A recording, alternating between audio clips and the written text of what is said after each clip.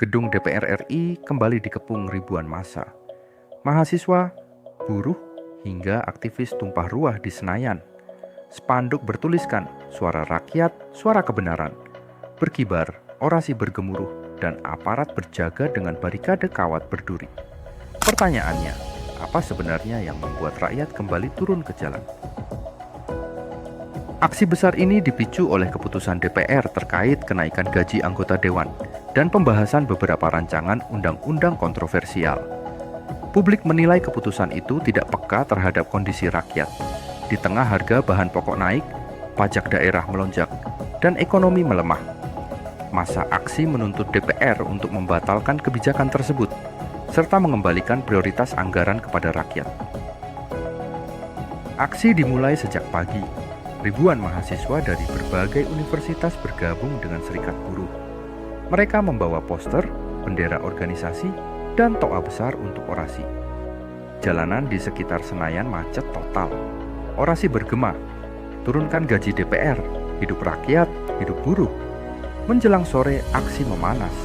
Massa mendorong pagar DPR, sementara aparat menembakkan water cannon dan gas air mata untuk membubarkan kerumunan.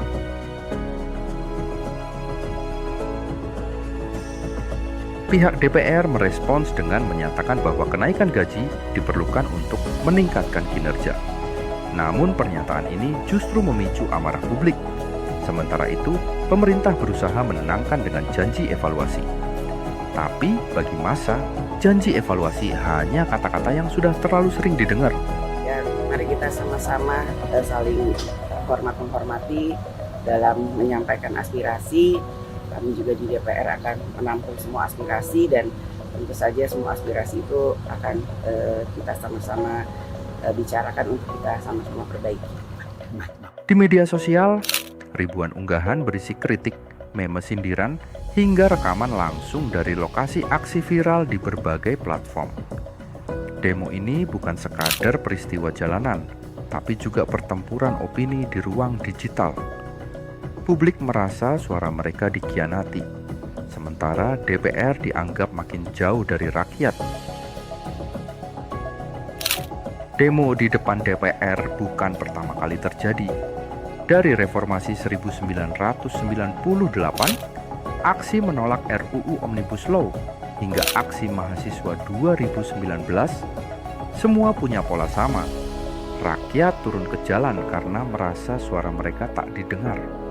Tahun 2025 ini, sejarah itu kembali berulang. Pertanyaannya, sampai kapan siklus ini terjadi?